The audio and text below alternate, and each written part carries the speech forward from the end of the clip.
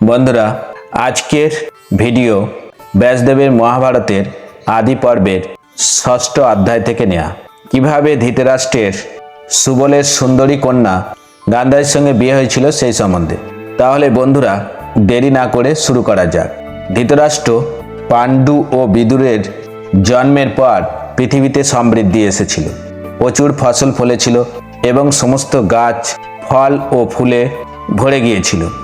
ঋতুরা যথাসময়ে আসত ও যেত এবং ভারতভূমিতে পর্যাপ্ত বৃষ্টিপাত হতো।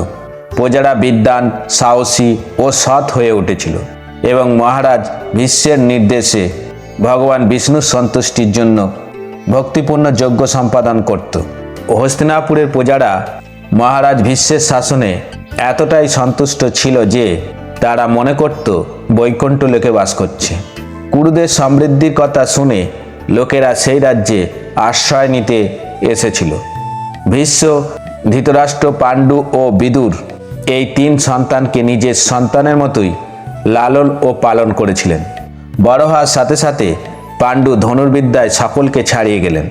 অপরদিকে ধৃতরাষ্ট্র ছিলেন শারীরিক শক্তিতে শ্রেষ্ঠ। শীঘ্রই সকলের কাছে এটা স্পষ্ট হয়ে গেল যে বিষ্ণু ভক্তি এবং নীতিজ্ঞানের ক্ষেত্রে বিদুরের সমকক্ষ আর কেউ নেই। কালক্রমে পাণ্ডু রাজা হলেন, কারণ ধৃতরাষ্ট্র ছিলেন অন্ধ এবং বিদুর এক দাসীর গর্ভে জন্মগ্রহণ করেছিলেন। তাই তাদের কেউই সিংহাসন গ্রহণ করতে পারলেন না।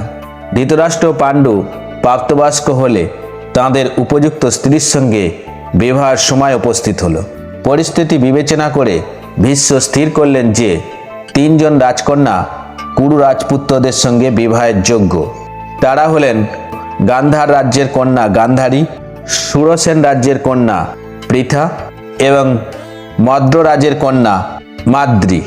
ভীষ্ম শুনেছিলেন যে সুবল রাজার কন্যা গান্ধারীকে ভগবান শিব এই বর দিয়েছিলেন যে তিনি 100 পুত্র সন্তান লাভ করবেন। ধৃতরাষ্ট্র অন্ধ শুনে সুবল রাজা প্রথমে দ্বিধা করেছিলেন, কিন্তু কুরুদের বংশধারার কথা বিবেচনা করে তিনি ধৃতরাষ্ট্রের সঙ্গে তার বিবাহে সম্মতি দিলেন। যখন সতী গান্ধারী শুনলেন যে তার হবু স্বামী অন্ধ, তখন তিনি স্বেচ্ছায় নিজের চোখ বেঁধে নিলেন এবং বাকি জীবন এভাবেই থাকার প্রতিজ্ঞা করলেন। এরপর সুবলের পুত্র শকুনি গান্ধারীকে কুরুদের নগরী হস্তিনাপুরে নিয়ে গেলেন এবং আনুষ্ঠানিকভাবে তাকে ধৃতরাষ্ট্রের হাতে তুলে দিলেন।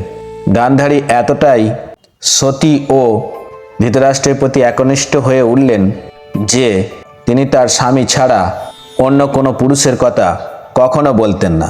বন্ধুরা, এইভাবে ধৃতরাষ্ট্রের সাথে গান্ধারীর বিয়ে হয়েছিল। আজ এই পর্যন্ত। যদি ভিডিওটি ভালো লাগে চ্যানেলটি সাবস্ক্রাইব করতে ভুলবেন না। নমস্কার।